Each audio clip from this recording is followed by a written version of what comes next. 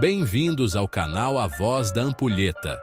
Hoje, a gente vai embarcar numa viagem no tempo para um dos lugares mais fascinantes e importantes da história da humanidade, o Império Romano. Já pararam para pensar como uma cidadezinha na Península Itálica se tornou o maior império que o mundo antigo já viu, dominando tudo ao redor do Mediterrâneo? E mais importante ainda, como essa potência gigantesca que parecia indestrutível simplesmente ruiu? A história de Roma é uma montanha-russa de glória, inovação, caos e transformação. Neste vídeo, a gente vai desvendar Roma do auge à queda e seu impacto. Vamos explorar não só os momentos de ouro, como a famosa Pax Romana, mas também mergulhar fundo nas rachaduras que começaram a aparecer nesse colosso. Vamos entender como o império mais poderoso da antiguidade influenciou o mundo de maneiras que a gente nem imagina, desde as leis que usamos hoje até o traçado das nossas cidades. E, claro, vamos investigar o que realmente aconteceu quando o Império Romano do Ocidente caiu, e como essa queda não foi um fim, mas sim o começo de uma nova era. Preparem-se, porque essa não é só uma aulinha de história. É uma investigação sobre como as decisões, as crises e as inovações de mais de 2000 anos atrás continuam a moldar o nosso presente. Como a queda de um império deu origem ao mundo como o conhecemos? Quais foram os impactos que duraram séculos e quais sentimos até hoje? Então, ajeita aí na cadeira, pega a sua pipoca e vem comigo desvendar os segredos do auge e da queda de Roma. Vai ser épico! Para entender a queda, primeiro a gente precisa entender o auge. E o auge de Roma tem um nome: Pax Romana. Pensem nisso, foram quase 200 anos, começando com o imperador Augusto, de uma paz e estabilidade quase sem precedentes. Paz é um termo relativo, claro. As legiões romanas não pararam de lutar nas fronteiras, expandindo e defendendo o território. Mas dentro do vasto império, a vida floresceu. O comércio era seguro, as estradas conectavam províncias distantes e uma cultura greco-romana se espalhava de ponta a ponta, da Britânia ao Egito. Foi uma era de prosperidade, de grandes construções como o Coliseu e o Panteão, e de uma administração que, apesar dos seus problemas, funcionava. Essa estabilidade permitiu um crescimento econômico absurdo. As províncias produziam grãos, azeite, vinho, e tudo isso circulava pelo império, alimentando as cidades e enriquecendo os comerciantes. A engenharia romana atingiu seu pico com aquedutos que levavam água limpa para centros urbanos com mais de 1 milhão de habitantes, como a própria Roma. A população se sentia segura, a lei romana era aplicada em todos os cantos, e a sensação era de que esse sistema duraria para sempre. Era a personificação do poder, da ordem e do progresso, um modelo de civilização que parecia ter resolvido os grandes problemas da humanidade daquela época. Mas, como tudo que é bom dura pouco, a Pax Romana não foi eterna. Ela terminou oficialmente com a morte do imperador Marco Aurélio, em 180 d.C. O que veio depois foi um mergulho no caos. O seu filho, Cômodo, foi um desastre como imperador, e sua morte deu início a um período de guerra civil, conhecido como o Ano dos 5 Imperadores. A partir daí, a estabilidade política que sustentava a paz se esvaiu. A sucessão imperial virou um banho de sangue, com generais ambiciosos marchando sobre Roma com suas legiões para tomar o poder à força. Era o começo da crise do século III. Essa instabilidade política foi o primeiro dominó a cair. A economia, que dependia da paz para funcionar, começou a sofrer. As rotas comerciais se tornaram mais perigosas, a produção caiu e a inflação disparou. A confiança no governo e na própria ideia de Roma começou a ser abalada. O exército, que antes era a garantia da ordem, agora era a principal fonte de desordem, criando e derrubando imperadores em um ritmo alucinante. Aquele sentimento de segurança e previsibilidade da Pax Romana desapareceu completamente. O contraste não poderia ser maior. Roma passou de um estado de ordem e prosperidade quase utópica para uma luta desesperada pela sobrevivência. O período de paz não só permitiu o crescimento, mas também criou uma dependência dessa estabilidade. Quando ela acabou, as fundações do império começaram a tremer violentamente. O caos que se instalou após a Pax Romana não foi apenas um período ruim. Foi o início de uma longa e dolorosa desintegração que prepararia o terreno para a queda definitiva do Império Ocidental. Com o Império mergulhado em crises constantes, os imperadores começaram a perceber que era simplesmente impossível governar um território tão vasto sozinho. A solução que Diocleciano encontrou no final do século III foi radical: dividir o poder. Ele criou a Tetrarquia, um governo de 4 imperadores, 2 Augustos, superiores, e 2 Césares, inferiores, cada um cuidando de uma parte do império. A ideia era genial no papel: tornar a administração mais ágil, a defesa das fronteiras mais eficiente e a sucessão mais pacífica. Por um tempo, até que funcionou, trazendo uma breve lufada de estabilidade. No entanto, essa divisão acabou plantando a semente de uma separação muito mais profunda. Anos depois, o imperador Constantino reunificou o poder, mas tomou uma decisão que mudaria a história para sempre. Ele moveu a capital do império. Em 330 d.C., ele fundou Constantinopla, a Nova Roma, no local da antiga cidade grega de Bizâncio. A localização era estratégica, mais fácil de defender e mais próxima das ricas províncias orientais e das fronteiras mais ameaçadas da época. Essa mudança de foco de Roma para Constantinopla foi um sinal claro. O centro de gravidade do poder estava se deslocando para o Oriente. Após a morte do imperador Teodósio, em 395 d.C., a divisão se tornou oficial e permanente. Seus 2 filhos herdaram o trono, mas cada um governou uma metade.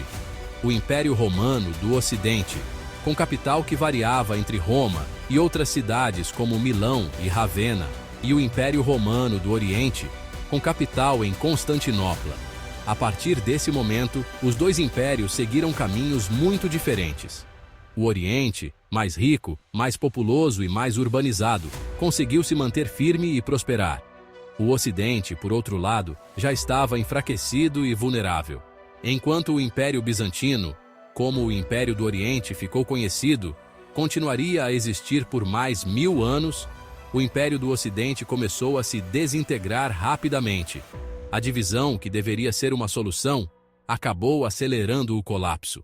As 2 metades passaram a competir por recursos e soldados, e muitas vezes não se ajudavam mutuamente contra as ameaças externas. O Ocidente, com suas fronteiras extensas e uma economia em frangalhos, não conseguiu resistir à pressão das migrações e invasões dos povos germânicos. O colapso final do Ocidente, em 476 d.C., deixou um vácuo de poder imenso na Europa. Onde antes havia um governo centralizado, uma lei única e um exército unificado, agora existia uma colcha de retalhos de reinos bárbaros em constante conflito. Essa fragmentação política foi uma das consequências mais diretas e duradouras da queda de Roma. A unidade que o império impunha à força desapareceu, e a Europa Ocidental mergulhou no que hoje chamamos de Idade Média, um período de descentralização, ruralização e reconfiguração total do mapa político e cultural. Se o Império Romano fosse um corpo, as estradas seriam o seu sistema circulatório. E que sistema! Os romanos construíram mais de 80.000 quilômetros de estradas pavimentadas de alta qualidade, uma rede que conectava o coração do império, de Roma, às suas províncias mais remotas. A frase "todas as estradas levam a Roma" não era só uma força de expressão, era uma realidade logística. Essas vias não serviam apenas para mover as legiões rapidamente para qualquer ponto de conflito, garantindo o controle militar. Elas eram as artérias vitais do comércio, da comunicação e da administração. Graças a essa rede, um comerciante podia levar produtos da Espanha para a Gália, com uma segurança e velocidade impensáveis para a época. As ordens do imperador, os decretos e os coletores de impostos viajavam por essas mesmas estradas, mantendo a máquina imperial funcionando. Os cursos públicos, o serviço postal estatal, dependia inteiramente dessa infraestrutura para entregar mensagens oficiais. Isso criava uma sensação de unidade e conectividade. Um cidadão na Britânia sabia que estava conectado a Roma, e essa conexão era física, pavimentada com pedras. Com a queda do Império do Ocidente, essa magnífica rede de engenharia entrou em colapso. Sem um governo central para financiar a manutenção, as estradas começaram a se deteriorar. Pontes caíram e não foram reconstruídas. A vegetação tomou conta do pavimento e ladrões e bandidos passaram a infestar as rotas que antes eram seguras. Viajar longas distâncias se tornou perigoso, lento e, em muitos casos, impossível.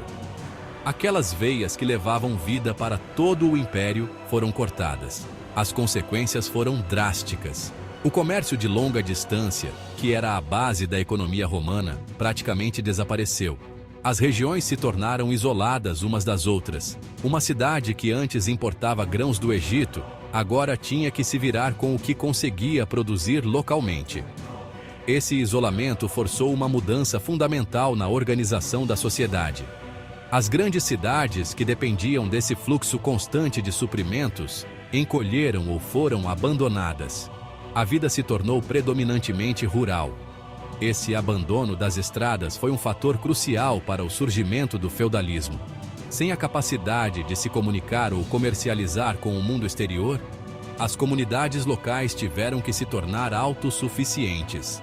O poder se pulverizou, passando das mãos de um imperador para as mãos de senhores locais, que ofereciam proteção em troca de trabalho e lealdade. A Europa se fragmentou não apenas politicamente, mas também fisicamente. O mundo globalizado dos romanos deu lugar a um mosaico de pequenos mundos isolados, um cenário que definiria a Europa por séculos. Se tem uma coisa que os romanos eram obcecados, era com a ordem. E a principal ferramenta para manter essa ordem era o seu sistema de leis. O direito romano não era só um conjunto de regras, era uma ciência complexa, desenvolvida ao longo de séculos por juristas brilhantes. Eles criaram conceitos que usamos até hoje, como a ideia de que a lei deve ser escrita e pública, a distinção entre direito público e privado, e princípios como inocente até que se prove o contrário.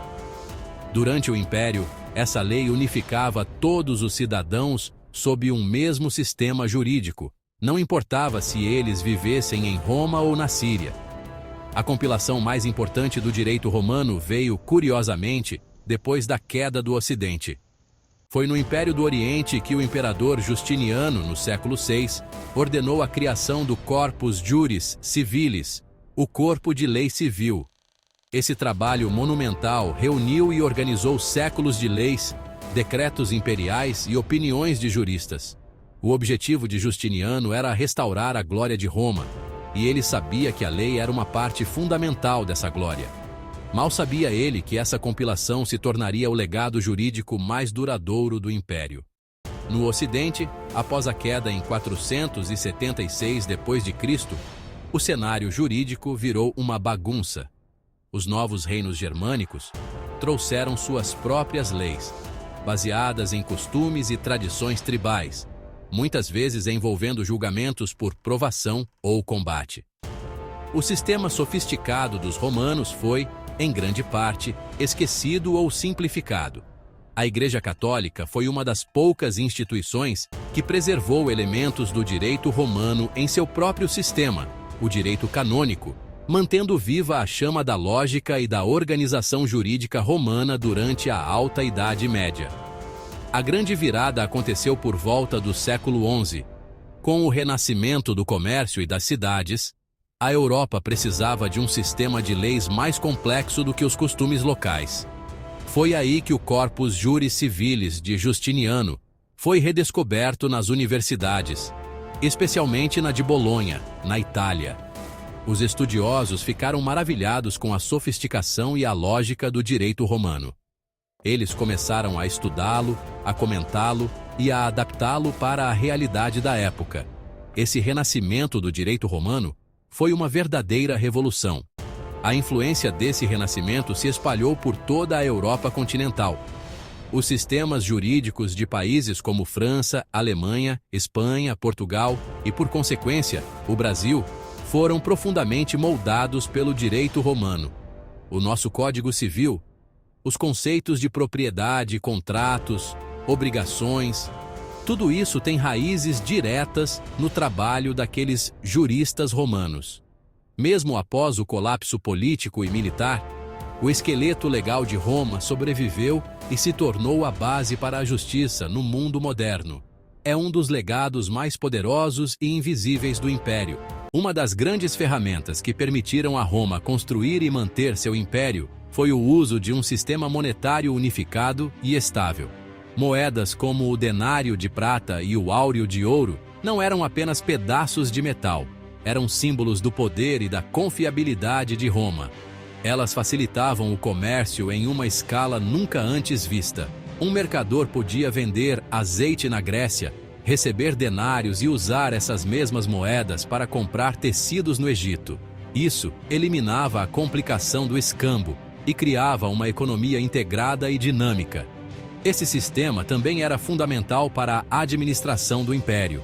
Os impostos eram cobrados em moeda, o que permitia ao governo financiar seu gigantesco exército, pagar funcionários públicos e investir em obras de infraestrutura, como as estradas e aquedutos que já mencionamos. A cunhagem de moedas também era uma poderosa ferramenta de propaganda.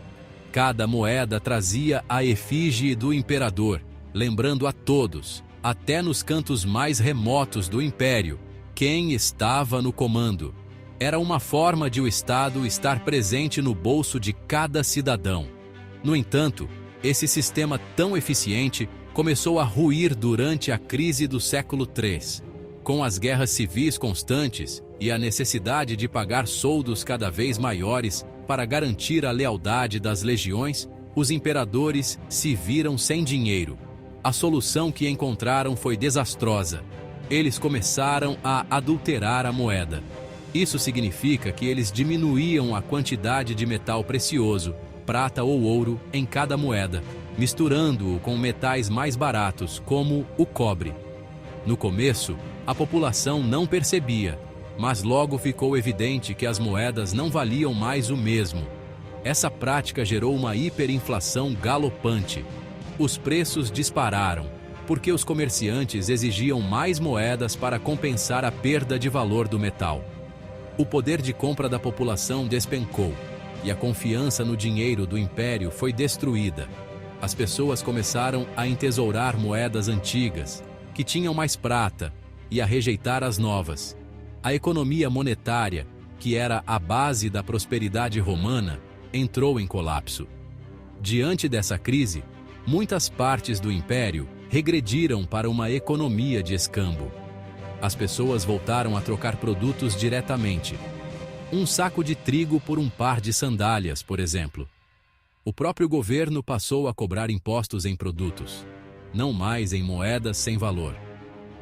Essa crise monetária foi um golpe profundo na estrutura do império.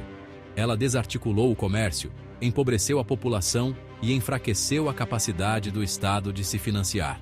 Foi um dos principais motores da ruralização e do declínio das cidades, acelerando a transição para a economia de subsistência que caracterizaria a Idade Média. Se a Pax Romana foi o verão do Império, o século III foi o seu inverno mais rigoroso. Esse período, que vai de 235 a 284 d.C., é conhecido pelos historiadores como a crise do século III, e foi uma verdadeira tempestade que quase destruiu Roma 200 anos antes de sua queda oficial. Foi uma combinação brutal de crises políticas, militares e econômicas que se retroalimentavam, empurrando o império para a beira do abismo. A instabilidade se tornou a nova norma. Politicamente, foi um caos total. Em um período de apenas 50 anos, Roma teve mais de 20 imperadores legítimos, sem contar os inúmeros usurpadores que tentaram tomar o poder. A maioria desses imperadores era de generais que eram aclamados por suas tropas, governavam por alguns meses ou anos e depois eram assassinados por seus próprios soldados ou por um rival. O Senado perdeu completamente o controle, e o trono virou um prêmio sangrento para o general mais forte ou mais traiçoeiro. Essa anarquia política paralisou a administração e destruiu qualquer senso de continuidade. Militarmente, a situação era desesperadora. Enquanto as legiões lutavam entre si nas guerras civis, as fronteiras ficavam desprotegidas. No leste, o agressivo Império Sassânida, sucessor dos Partas, representava uma ameaça constante, chegando a capturar um imperador romano, Valeriano, em batalha. No norte, ao longo dos rios Reno e Danúbio, diversas tribos germânicas, como os godos, alamanos e francos, aproveitaram a fraqueza romana para realizar incursões cada vez mais profundas e devastadoras no território do Império, saqueando cidades e fazendas. Foi no trecho oriental do rio Danúbio, já próximo ao Mar Negro, que em 376, os visigodos, pressionados pela expansão dos hunos nas estepes ao norte, pediram ao imperador romano do Oriente, Valente, autorização para atravessar a grande fronteira natural do Império e se estabelecer como aliados foederati na região da antiga Mésia, atual área entre Bulgária e a Romênia. Foederati eram povos ou grupos estrangeiros que firmavam um tratado, foedus, com Roma. Povos bárbaros autorizados a viver dentro do Império Romano em troca de lealdade militar. Eles mantinham seus próprios líderes, não eram totalmente integrados ao exército regular romano, recebiam terras ou subsídios e lutavam em nome do imperador quando convocados. No caso dos visigodos, após a crise iniciada em 376 e a derrota romana na Batalha de Adrianópolis, eles foram oficialmente estabelecidos como foederati em 382. Isso é importante porque mostra uma mudança estrutural. Roma já não absorvia totalmente os povos. Ela negociava com eles. O Danúbio não era apenas um rio, mas o limite militar que separava o mundo romano dos povos chamados bárbaros. E cruzá-lo significava entrar oficialmente no território imperial. Porém, a corrupção, a fome e os abusos cometidos por autoridades romanas contra os recém-chegados provocaram uma revolta que culminou na decisiva Batalha de Adrianópolis, em 378, onde Valente foi derrotado e morto, e a partir daí, os visigodos deixaram de ser apenas refugiados para se tornarem uma força autônoma dentro do próprio império, iniciando uma nova fase de confrontos que marcaria a crise do mundo romano. Detalhes: há uma diferença estrutural. Antes, nos séculos I ao III, povos derrotados eram incorporados de forma gradual. O exército romano era centralizado, e a cidadania se expandia, o que acabou culminando no Édito de Caracalla, em 212. Já no século IV, os visigodos entram em massa, armados, mantêm seus próprios chefes, e são assentados como bloco étnico dentro do território. A negociação ocorre de posição mais equilibrada, não apenas de submissão. E após a Batalha de Adrianópolis, Roma não impõe uma absorção total. Ela reconhece os godos como grupo autônomo federado. Economicamente, como já vimos, a crise foi devastadora. A inflação causada pela adulteração da moeda destruiu o comércio. As invasões bárbaras e as guerras civis destruíram a produção agrícola, causando fome e escassez. Para piorar, uma série de epidemias, possivelmente de varíola, varreu o império, matando milhões de pessoas e diminuindo drasticamente a mão de obra e o número de recrutas para o exército. O Estado, desesperado por recursos, aumentou os impostos de forma brutal, esmagando a população que já estava sofrendo. Essa combinação de fatores levou o império à fragmentação temporária. Em seu ponto mais baixo, o Império Romano se dividiu em 3 estados independentes: o Império das Gálias no oeste, o Império de Palmira no leste e o que restou do Império Romano no centro. Foi preciso o pulso firme de imperadores militares como Aureliano e, posteriormente, Diocleciano, para reunificar o território à força e implementar reformas drásticas que deram uma sobrevida ao Império. Mas as cicatrizes da crise do século III foram profundas. Ela enfraqueceu Roma de forma irreversível, expondo suas vulnerabilidades e preparando o palco para o colapso final. Um império tão grande quanto o de Roma não era governado apenas pela força das legiões, mas também pela força de sua autoridade. As pessoas obedeciam às leis, pagavam impostos e serviam ao exército porque acreditavam no poder e na legitimidade do Estado romano.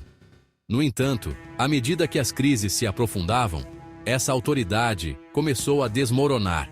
A corrupção, que sempre existiu, atingiu níveis epidêmicos. Governadores de províncias, coletores de impostos e oficiais do exército usavam seus cargos para enriquecer ilicitamente, explorando a população e desviando recursos que deveriam ir para Roma. Essa corrupção sistêmica minava a confiança do povo no governo. Para o cidadão comum, o Estado romano não era mais um protetor ou um provedor de ordem, mas sim um predador. Os impostos se tornaram cada vez mais pesados para sustentar um exército indisciplinado e uma burocracia inchada e corrupta, mas o retorno em segurança e serviços era cada vez menor. A lealdade das pessoas começou a mudar. Em vez de olharem para o imperador distante em Roma ou Constantinopla, elas começaram a buscar proteção em figuras de poder mais próximas. É aqui que vemos as sementes do feudalismo sendo plantadas. Grandes proprietários de terras, os senadores e aristocratas, começaram a criar seus próprios mini-impérios em suas vastas propriedades, as chamadas vilas. Eles construíam fortificações, contratavam exércitos particulares e ofereciam proteção aos camponeses e pequenos proprietários das redondezas.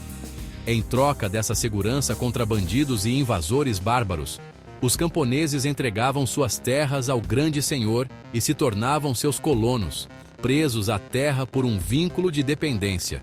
Esse processo, conhecido como patrocínio, representava uma privatização da segurança e da justiça. O grande senhor local se tornava o juiz, o protetor e o governante de fato em sua região. O governo central, enfraquecido e falido, não tinha como impedir esse movimento. Na verdade, muitas vezes ele era conivente, pois era mais fácil cobrar impostos de um único grande proprietário do que de centenas de pequenos camponeses. A autoridade do Estado foi se esvaziando de dentro para fora. Quando o Império do Ocidente finalmente caiu em 476 d.C., para muitas pessoas nas áreas rurais, a mudança pode não ter sido tão drástica. Elas já não respondiam ao imperador, mas sim ao seu senhor local. A queda do governo central apenas oficializou uma realidade que já vinha se construindo há séculos. O colapso da autoridade romana abriu o caminho para a consolidação do feudalismo, um sistema social, econômico e político baseado em laços de lealdade pessoal e na posse da terra, que dominaria a paisagem europeia por quase 1000 anos. O golpe final no já cambaleante Império Romano do Ocidente veio das chamadas invasões bárbaras. É importante dizer que o termo bárbaro era como os romanos chamavam qualquer povo que não falava latim ou grego e não compartilhava de sua cultura. E a relação de Roma com esses povos era complexa e antiga. Por séculos, houve comércio, conflitos e até mesmo a incorporação de bárbaros no exército romano. O problema não foi a chegada deles, mas a escala e a violência com que isso aconteceu nos séculos 4 e 5. O grande gatilho para a onda final de migrações foi a chegada dos hunos, um povo nômade vindo das estepes da Ásia Central, liderado pelo temido Átila. A pressão dos hunos empurrou outras tribos germânicas, como os godos, vândalos e suevos, para dentro das fronteiras romanas. Em 376 d.C., uma multidão de visigodos, fugindo dos hunos, pediu permissão para cruzar o rio Danúbio e se assentar em território romano. O imperador Valente permitiu, mas a corrupção e o maltratamento por parte dos oficiais romanos levaram a uma revolta. Em 378, na Batalha de Adrianópolis, os visigodos aniquilaram um exército romano e mataram o próprio imperador. Foi um choque. Roma não era mais invencível. Esse evento abriu as comportas. Nas décadas seguintes, as fronteiras do Reno e do Danúbio cederam completamente. Em 406, uma enorme coalizão de vândalos, suevos e alanos cruzou o rio Reno congelado e invadiu a Gália, espalhando destruição. Em 410, os visigodos, liderados por Alarico, fizeram o impensável, saquearam a cidade de Roma. Pela primeira vez em 800 anos, a cidade eterna foi violada por um inimigo estrangeiro. O impacto psicológico foi imenso em todo o império. Se nem Roma estava segura, o que estaria? Enquanto o Império do Oriente, bem defendido em Constantinopla, conseguia desviar ou repelir os invasores, o Ocidente se desintegrava. Os vândalos cruzaram para a Espanha e depois para o norte da África, conquistando a província vital de Cartago e cortando o fornecimento de grãos para Roma. A Britânia foi abandonada pelas legiões e deixada à própria sorte. A Gália e a Espanha foram ocupadas por visigodos, francos e outros grupos. O território controlado pelo imperador ocidental encolheu até se resumir basicamente à Península Itálica. O ato final foi quase um anticlímax. Em 476 d.C., o último imperador romano do Ocidente, um jovem chamado Rômulo Augusto, ironicamente com o nome do fundador de Roma e do primeiro imperador, foi deposto por Odoacro, um general germânico a serviço de Roma. Odoacro não se deu ao trabalho de nomear um novo imperador fantoche. Ele simplesmente enviou as insígnias imperiais para Constantinopla, declarando que o Ocidente não precisava mais de um imperador próprio. Foi o fim simbólico de um processo de queda que já durava séculos. O vácuo deixado por Roma foi preenchido por esses novos reinos germânicos, que se tornariam as nações da Europa medieval. E assim, o colosso que era o Império Romano do Ocidente chegou ao seu fim. Mas, como vimos, essa não foi uma queda abrupta, e sim um longo processo de transformação. Uma série de dominós caindo um após o outro. Crises políticas, colapso econômico, fraturas sociais e a pressão externa. A queda de Roma não foi o fim do mundo, mas foi o fim de um mundo. O fim da unidade política e cultural que definiu a antiguidade clássica na Europa por quase um milênio. O legado de Roma, no entanto, é a prova de que impérios não morrem de verdade, eles se transformam. A queda do poder político deu origem à fragmentação que formaria os reinos medievais e, eventualmente, as nações modernas da Europa. A língua de Roma, o latim, evoluiu para o português, o espanhol, o francês, o italiano. A engenharia, a arquitetura e o urbanismo romanos continuaram a inspirar construtores por séculos. A Igreja Católica, sediada em Roma, herdou a estrutura administrativa do Império e se tornou a força unificadora da Europa na Idade Média. Mesmo após sua queda, Roma continua viva em nossas leis, cidades e cultura. A ideia de república, de cidadania, o direito que estrutura nossa sociedade, tudo isso são ecos daquela civilização. Olhar para a ascensão e queda de Roma é mais do que uma lição de história. É uma reflexão sobre a natureza do poder, sobre a fragilidade das civilizações e sobre como as grandes transformações do passado continuam a moldar quem somos hoje. A cidade eterna pode ter caído, mas suas fundações sustentam o nosso mundo.